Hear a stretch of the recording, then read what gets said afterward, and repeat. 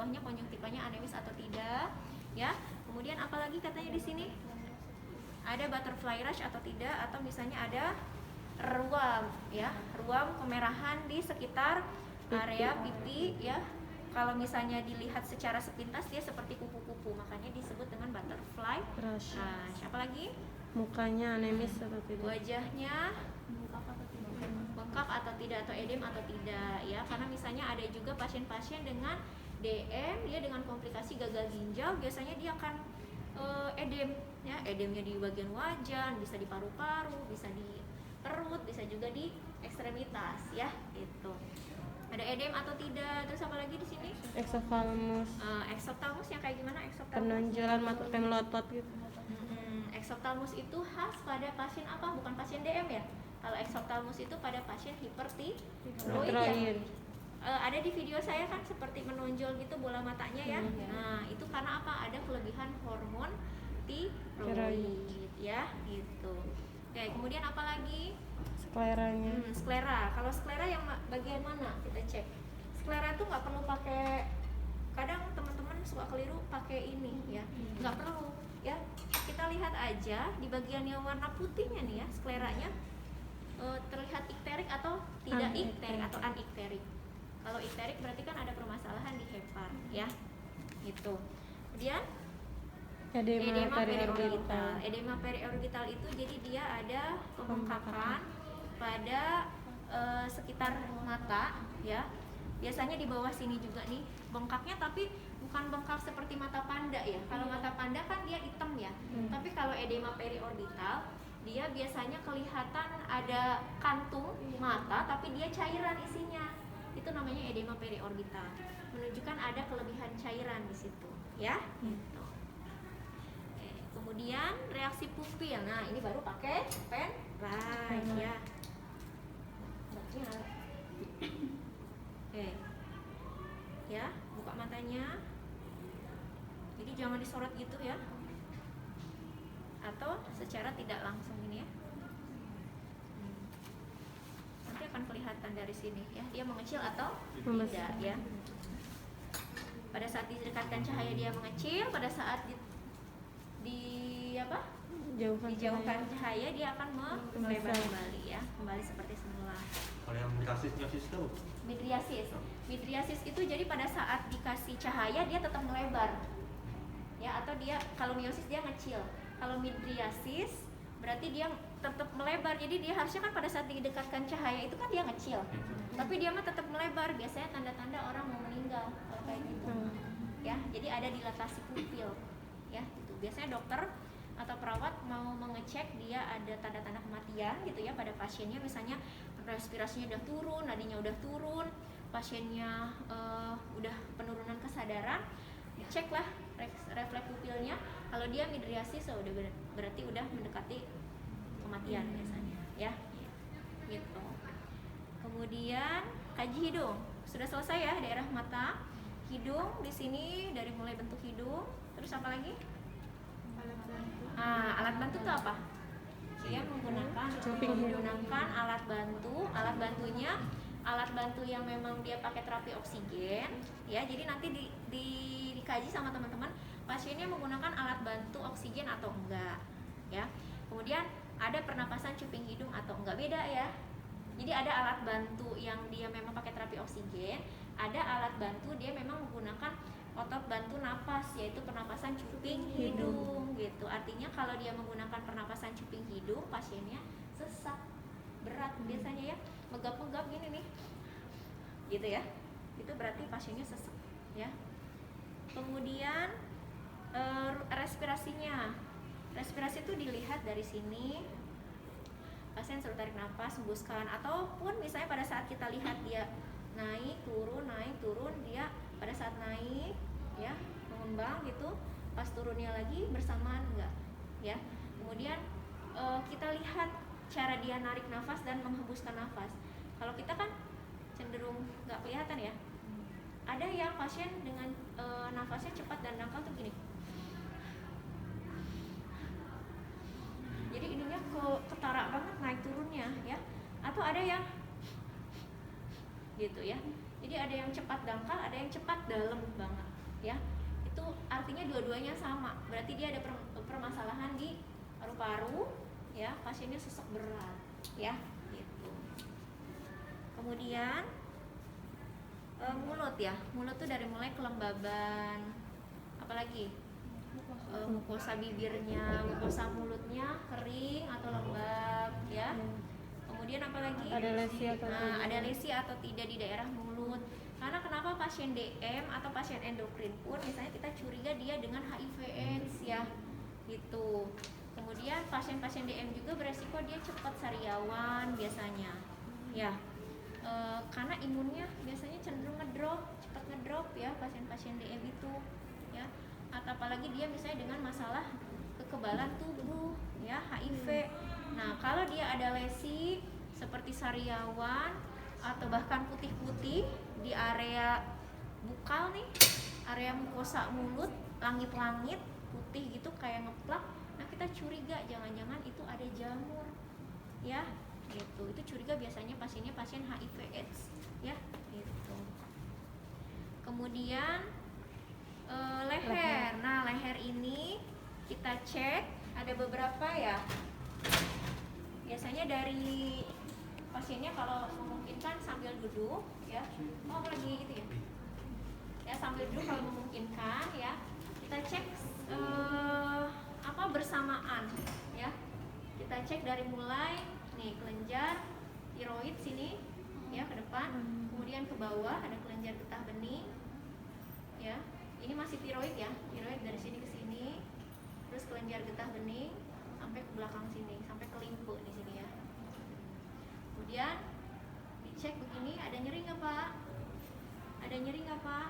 Enggak, gitu ya. Kamu agak amat sih? Belum makan. Tapi Konoha ini. tapi non reaktif kan? Non, Pak. Curiga. Curiga saya. Ya. Oke, kemudian suruh nelen ya. Iya. Mm-mm. Kalau nelen, pasiennya coba nelen Pak. Nah, kita lihat tuh. Coba nelen. Nah, lurus kan? Ya, apalagi yang laki-laki Pak, ketara banget ya kelihatan ya. Dia ada applesnya atau jakunnya biasanya akan turun lurus ke bawah ya. Atau ada deviasi. Jadi pada saat nelen itu dia harusnya kan lurus, tapi dia nyimpang. Nah, itu deviasi ya. Atau tadi ada aspirasi. Dia sebelum dia nelen sampai ke sini, dia udah dimuntahin duluan. Ya, berarti itu ada aspirasi ya. Kemudian dada. Ya. Dada baru kita buka. Jadi jangan dibuka di awal, nanti pasien kedinginan. Hipotermi ya. Pak izin ya membuka ininya bajunya. Oke, kita paparkan sedikit dulu ya, jangan semuanya. Daerah dada apa yang kita cek? Bentuk. Ya, kemudian apa lagi? Simetris apa enggak? Simetris atau enggak tuh? Jadi dia lapangnya simetris antara kanan sama kiri. Jadi nggak ada yang dia naik sebelah gitu ya. Ya, kemudian nggak ada yang misalnya daerah atasnya dia busung, ininya datar. Nah, seperti dada burung. Nah, itu kan berarti ada kelainan bentuk dada ya. Namanya kita sebut dengan pigeon chest ya, gitu. Atau misalnya dadanya malah ke dalam ya, cekung ke dalam. Nah, itu berarti ada funnel chest ya pada pasien-pasien dengan masalah pernafasan biasanya ya. Gitu. Kemudian apalagi simetrisitas. Simetrisitas pergerakan dada sebetulnya hampir mirip tadi pada saat kita ngecek pernafasan ya. Coba Bapak tarik nafas, hembuskan. Tadi gerakannya pada saat dia naik, pada saat dia turun simetris enggak? Atau ada yang tertinggal satu sisi ya, gitu. Itu mah hanya diinspeksi saja ya. Kemudian pernapasan perut. Ini juga sama inspeksi. Jadi pada saat tadi mengecek pergerakan dada, sebetulnya teman-teman sambil ngecek dia dominannya pakai pernapasan dada atau pakai pernapasan perut ya. Kalau kita normalnya pakai pernapasan apa? Kalau lagi nggak sesak di kita ada gerakan perut sebetulnya ya gitu. Tapi kalau ini yang naik turun terus ya, dominan pernapasan dada, berarti itu pasien sedang kondisi sesak berat ya gitu. Jadi langsung saja bilang pasien, pada saat kita lihat pasien dominan menggunakan pernapasan perut atau pernapasan dada, gitu aja ya. Retraksi. Nah, retraksi itu tadi ada cekungan ya, ada tarikan dinding dada ya ke dalam ya pada saat dia menarik nafas dan menghembuskan nafas ya gitu. Kemudian inspeksi daerah kulit dadanya, warnanya, ada lesi enggak, ada bekas luka operasi enggak, ada bekas luka bakar misalnya gitu ya, atau misalnya ada memar. Kalau memar gitu kita curiga jangan-jangan ada trauma tumpul ya, ada perdarahan ya di organ dalamnya ya gitu. Kalau yang retraksi itu gimana? Retraksi interkosta itu pada saat pasiennya tarik nafas, hembuskan, pas turun dia ketarik ke dalam. Jadi ada tarikan dinding dada gitu ke dalam, yaitu namanya retraksi interkosta. Itu berarti ada penggunaan otot bantu pernafasan ya. Jadi otot bantu pernafasan itu tadi retraksi interkosta dan pernapasan cuping hidung. Ya ada 2 ya, ingat ya. Itu. Kemudian apa lagi? Ya tadi udah inspeksi adanya asites. Nah, adanya asites kita lihat kalau asites itu kemarin saya bilang apa katanya saya di dalam video? Penumpukan cairan. Dia ada penumpukan cairan. Biasanya kalau dilihat secara sekilas nih sebelum kita ngecek langsung tuh gimana? Kalau ibu hamil, pernah lihat ibu hamil nggak perutnya kayak gimana? Pernah lihat nggak? Pernah. Gimana perutnya? Dia melenting, besar, agak mengkilat gitu ya. Nah itu hampir mirip seperti itu ya gitu. Kemudian kalau misalnya pasiennya yang awalnya mungkin kurus, tiba-tiba dia ada asites, biasanya si pembuluh darahnya itu suka kelihatan ya. Warna merah dan warna birunya tuh suka kelihatan. Jadi kayak semacam kayak striae gitu. Ya, karena kan ada pelebaran abdomen ya. Itu jadi akan kelihatan ya. Jadi diinspeksi ada asites atau enggak. Kenapa sih? Karena khawatir pada saat dia ada asites akan mengganggu fungsi pernapasan. Iya, karena namanya ada cairan ngedesak ke diafragma nih, ke sini. Jadi pasien pasti akan sesek nafasnya ya gitu. Kita aja kalau kekenyangan ya, keisi makanan atau kita minum banyak gitu ya, ini penuh, pasti bawaannya mangsek ke sini ya, ke diafragma ya. Jadi akhirnya aduh nyesek banget gitu, ngap ya. Nah, itu gambarannya seperti itu ya. Tapi kalau ada asites mungkin lebih dahsyat lagi keluhannya ya, seseknya itu ya. Kemudian fremitus vokal ya. Nah, ini masih paru-paru ya. Fremitus vokal itu, nah teman-teman yang suka kesalahan adalah hanya 1 titik ya, seharusnya 3 titik. Kenapa 3 titik? Bagian lobus atas ini, kemudian medial dan juga bagian bawah ya, lobus bawah ya. Sebutkan 77 Pak. Oke, sebutkan lagi 77, sebutkan lagi 77 itu ya. Nah, kalau paru-paru ingat, kalau di daerah dada, fremitus vokal itu berarti depan dan belakang. Ingat ya, itu untuk yang paru-paru. Tapi kalau jantung satu aja. Ya, kadang-kadang teman-teman karena ingetnya harus 2 depan belakang, yang jantungnya pun ngecek perkusi jantung di belakang juga dicek ya, enggak ya. Hanya paru-paru saja yang depan belakang ya. Oke, setelah fremitus vokal apalagi? Kita misalnya mau selesaikan yang paru-paru dulu ya. Kita perkusi dulu.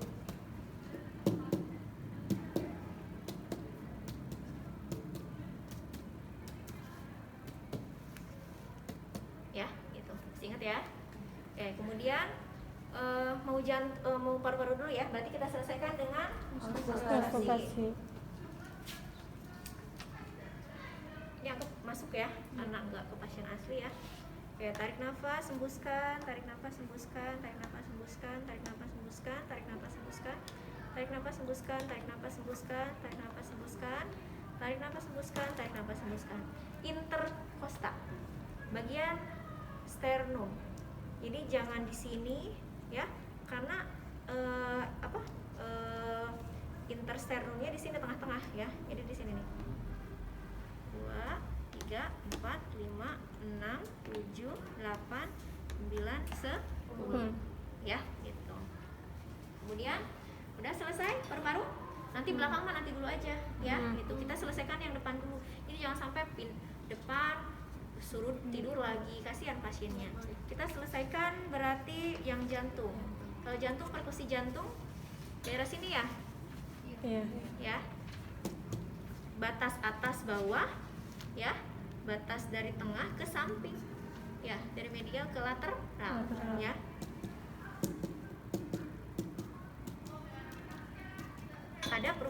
dari apa nih? Dari dalnas ke organ bawahnya apa? Timpani, karena ada gaster ya. Itu. Jadi dalnas, masih dalnas, oke, masih dalnas. Nah, udah sampai sini udah timpani nih. Beda ya. Oke, dari sini ambil titik ke sana ya.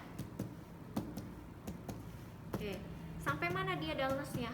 Ya, harusnya dia cuma sampai interkosta 5 dalnas itu ya.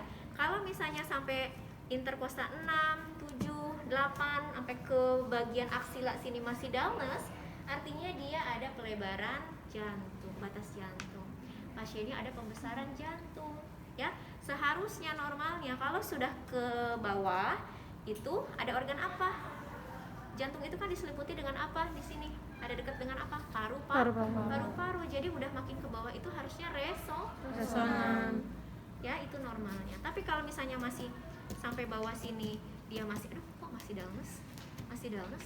Oh, berarti dia ada pelebaran jantung. Nah, kita sinkronkan tuh dengan hasil ronsen biasanya. Oh iya, ada kardiomegali. Berarti benar ya. Gitu. Ya, seperti itu.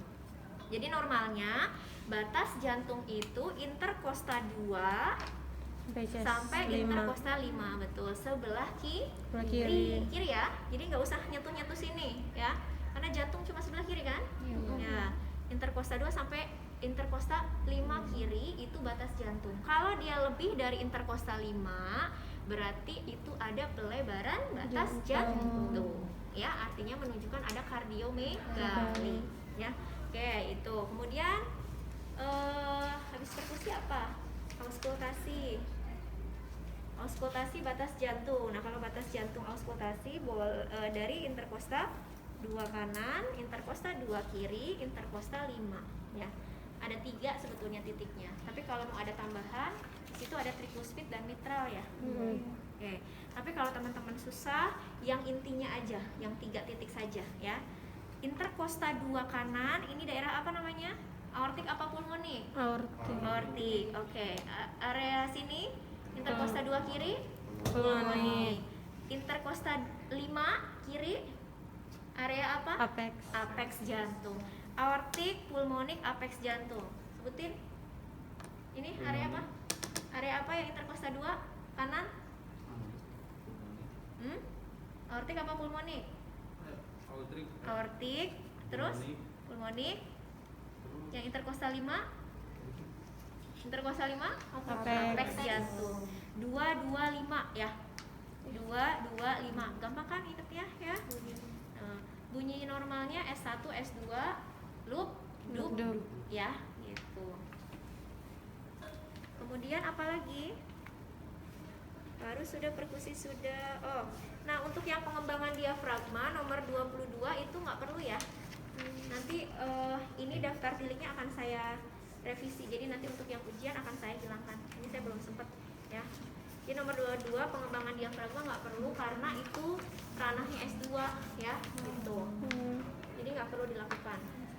Auskultasi sudah, tinggal belakang ya.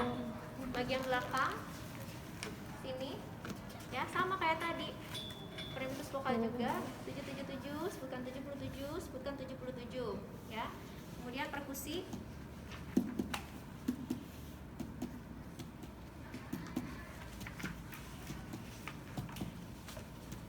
ya. Kemudian apa lagi? Sudah. Auskultasi. Tapi paru doang ya. Gitu. Tarik nafas, hembuskan, tarik nafas, hembuskan, tarik nafas, hembuskan, tarik nafas, hembuskan, tarik nafas, hembuskan, tarik nafas, hembuskan, tarik nafas, hembuskan, tarik nafas, hembuskan, tarik nafas, hembuskan. Ya. Sudah selesai, cuma segitu aja kalau untuk yang punggung ya. Nanti ada lagi sebetulnya untuk pemeriksaan yang perkemihan ya. Punggung itu nanti kita ngecek CVE sini ya. Tapi nanti saja kita selesaikan yang daerah paru-paru dulu. Udah selesai semua tuh daerah dada. Kita ke abdomen. Nah, abdomen itu ada 2 ya, perkemihan dan pencernaan ya. Nah, kita bisa langsung fokuskan yang pencernaan. Untuk yang abdomen ingat ya, diingat-ingat nih, suka lupa ya. Kalau tadi kita ngecek daerah paru-paru boleh bebas mau inspeksi, abis itu palpasi, abis itu auskultasi dulu. Untuk abdomen itu nggak boleh habis inspeksi langsung palpasi, atau misalnya mau palpasi dulu diunyak-unyak dulu pasiennya, nanti mempengaruhi bising usus, jadi lebih cepet ya, gitu tuh. Akhirnya nggak akurat, bising ususnya cepet, ternyata udah kalian unyak-unyak ya, gitu. Jadi setelah inspeksi, auskultasi dulu ya. Oke. Inspeksi apa yang diinspeksi? Bentuk, ya. Tadi ada asides enggak, simetrisnya gimana, simetris atau tidak, ya. Tuh, kemudian apalagi? Warna kulitnya bisa kita cek juga, ya. Warna kulitnya. Apa lagi selain itu? Lingkar perut, boleh. Lingkar perut mungkin nanti ya, karena kita nggak ini ya. Kita auskultasi aja dulu supaya teman-teman ingat ya. Karena kan lingkar perut juga sama, kita akan mungkin nanti akan ada yang di ini kan perut juga kesentuh ya. Oke, untuk auskultasi bising usus dan ada bruit vaskuler ya. Itu ada 2 yang diauskultasi di abdomen ya. Oke. Ini ada 4 kuadran set ya. Titiknya ini nih ya. Atas kanan, atas kiri, bawah kanan, bawah kiri kuadrannya ya. Kita tempatkan satu-satu. Mana yang paling terdengar kuat si bunyi bising ususnya, baru kita tempatkan di situ. Baru kita hitung 1 menit. Itu ya. Jadi kita tempatkan dulu stetoskop semua, baru nanti yang ini yang kedengeran, baru kita hitung 1 menit. Itu ya, itu bising usus. Kalau bruit vaskuler kita menggunakan bellsnya. Kalau ini kan chest piece namanya ya. Ini bellnya ya. Bruit vaskuler itu dari mana? Ini patokannya sama, umbilikus juga ya. 2 sampai 3 jari di atas umbilikus. Ini arteri apa namanya? Iliaka atau apa yang lebih atas? Aorta. Renal ya, karena kan organ ginjal ya. Nah, organ ginjal sini arteri renal, terus tarik aja garis lurus ke situ. Ini juga sama renal, arteri renal ya. Kemudian yang tengah-tengahnya adalah aorta. Nah, aorta ya. Kemudian 3 jari di bawah umbilikus. iliak. Nah, arteri iliaka atau arteri iliak. Tarik lagi garis, arteri iliak lagi ya. Kemudian bawahnya lagi femoralis dan femoralis, kanan dan kiri ya. Jadi yang cuma satu hanya aorta aja ya. Yang lain 2 ya. Jadi ada berapa titik? 1, 2, 3, 4, 5, 6, 7 titik ya. Arteri renalis kanan, arteri renalis kiri, ini aorta. 3 jari di bawah, arteri iliaka kanan, arteri iliaka kiri, femoralis. Bisa paham ya? Jadi bunyi bising gitu harusnya nggak boleh ada. Kalau ada berarti ada penyempitan pembuluh darah biasanya, atau gangguan di hepar ya, gagal hepar pasiennya, atau ada sirosis hepatis, biasanya suka ada bunyi bruit vaskuler ya gitu. Oke, kemudian apalagi setelah kita ngecek pakai auskultasi, baru boleh mau palpasi dulu, mau perkusi gitu ya. Kita tadi mengukur apa? Lingkar perut ya. Lingkar perut itu kan ada inci, ada senti. Nah, si sentinya di bawah, incinya di atas.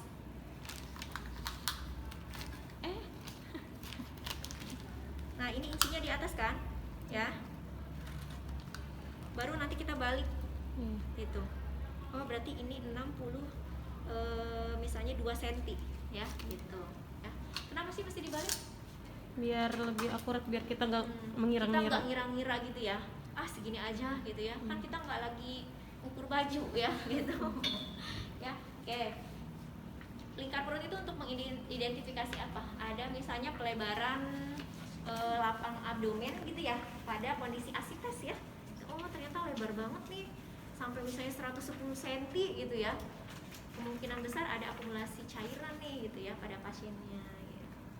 Oke. Kemudian apalagi habis itu? Perkusi ya? Atau palpasi dulu? Palpasi dulu. Oke, yang pencernaan dulu ya, karena ada yang dapat kasus pencernaan. Palpasi itu ada 2, ingat ya. Palpasi ringan, palpasi dalam ya. Palpasi ringan sama, tadi pokoknya intinya dibagi 4 kuadran aja ya. Pak, ditekan nyeri enggak, dilepas nyeri enggak. Pak, ditekan nyeri enggak, dilepas nyeri enggak. Ditekan nyeri enggak, dilepas nyeri enggak. Ditekan nyeri enggak, dilepas nyeri enggak. Tanyakan dua-duanya. Kenapa? Ada yang nyeri tekan aja, ada yang nyeri lepas aja, ada yang dua-duanya. Tergantung organ apa yang kena. Ya. Kalau dia dua-duanya kemungkinan besar masalah misalnya di gaster atau lambung, ya, ditekan sakit, dilepas juga sakit, ya. Tapi ada juga yang pada saat dilepas dia baru nyeri.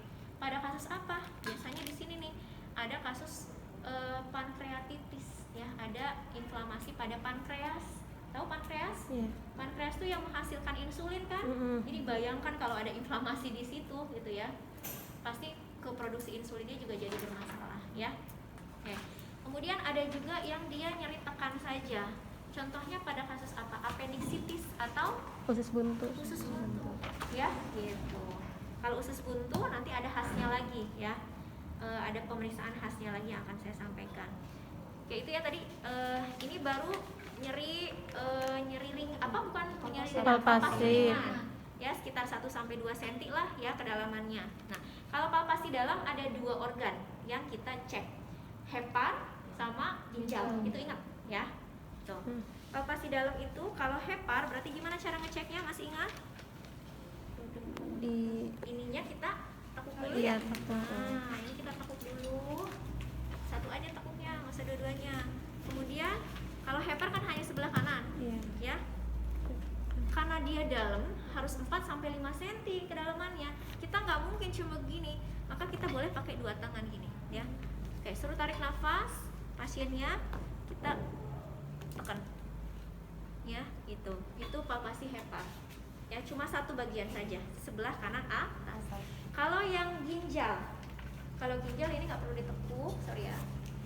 Nah, ada 2 kan, ginjal kanan sama kiri. Ini satu di sini, ya. Angkat Pak sedikit, oke. Turunkan lagi.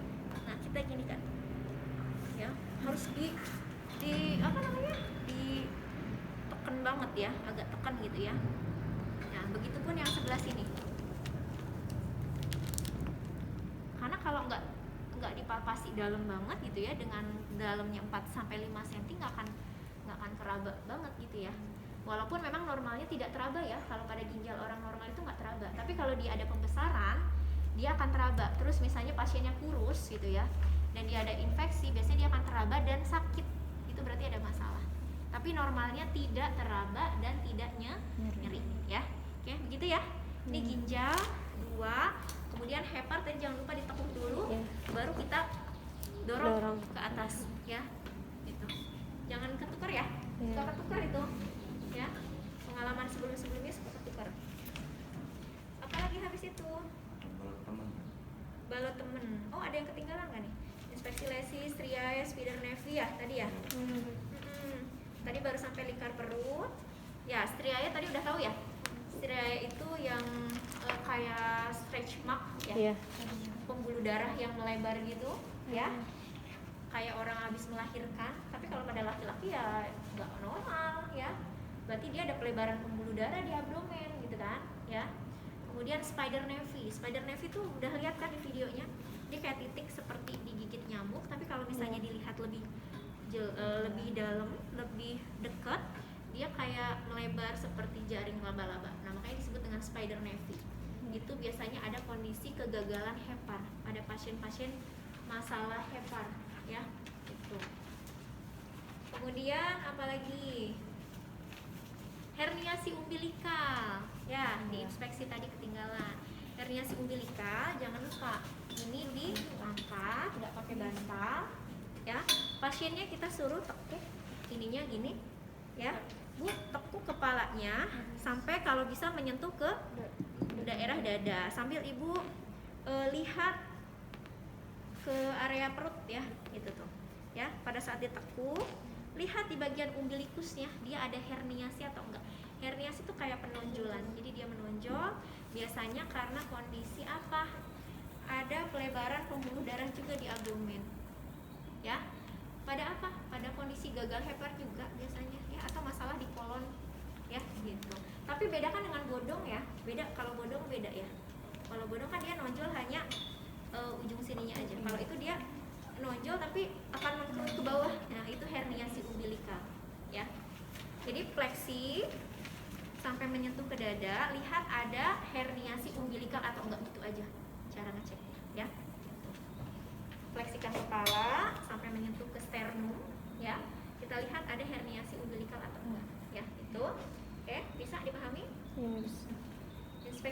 fungsi abdomen, tadi ada asitas atau enggak ya sudah. Kemudian bising usus sudah, belum sudah. Oh, asites. Nah, ini asites. Sebelum ke asites, yang fokus ke pencernaan apa lagi? Ada pemeriksaan khas, khawatir nanti ada yang dapat misalnya appendicitis nih kasusnya, ya. Kalau appendicitis itu ada spesial tesnya, mengecek titik McBurney, ya. Gimana caranya? Ini tekuk, ditekuk, kemudian ini yang kelingking di umbilikus, yang jempol di tulang crista iliaca atau sias, ya. Nah, ini kan kuadran atas, ini kan bawah. Nah, appendix kan di bawah ya. Sini, sampai tulang sini nih, sias nih, ya. Kemudian ambil sepertiganya kurang lebih seperti ini di sini. Nah, baru kita tekan. Nah, pada saat ditekan, ini ditekuk, Pak, coba tekuk misalnya. Dia kesakitan. Nah, berarti positif appendicitis. Ya, itu adalah titik McBurney, ya. Jadi kita tekan di titik yang tadi sepertiga dari umbilikus ke crista iliaca sambil ininya dipleksikan. Pada saat dia nyeri, berarti itu positif, kemungkinan besar appendicitis. Itu khas pada pemeriksaan APP, ya. Bisa? Ya, khawatir nanti ada yang dapat kasusnya appendicitis tapi yang pre-op, yang belum dioperasi. Kalau yang udah dioperasi mah nggak usah, kan udah diambil APP-nya, ya, appendixnya. Jadi mau dicek itu pasti nggak akan nyeri, pasti dia nyerinya karena bukan inflamasi, tapi karena prosedur invasif, ya, gitu. Oke, apa lagi? Kalau yang di pencernaan, masase ini apa? Palpasi di daerah sekitar sini, ya. Ada akumulasi fekal atau enggak? Ya, akumulasi fekal itu apa? Misalnya dia, kok keraba ada kayak keras ya? Jangan-jangan ini feses, ya, feses sepanjang kolon ini. Pada kasus apa?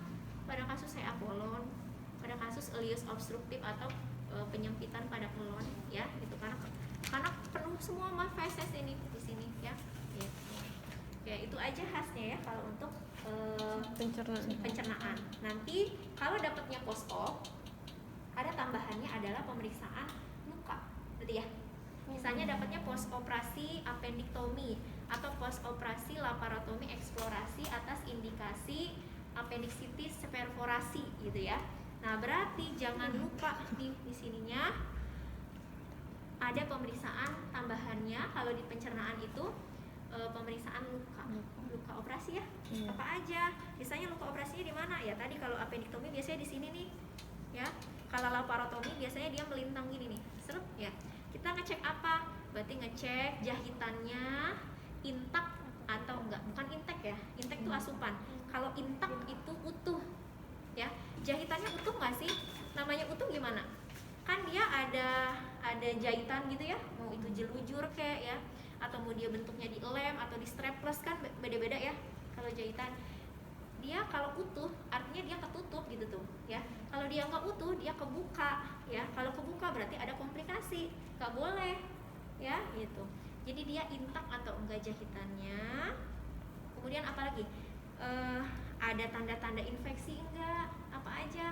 Misalnya ada pus ya, ada edema, ada kemerahan, kemudian akralnya hangat sekitaran lukanya ya, keluar discharge ya. Pada saat kita tekan gini keluar discharge atau cairan ya.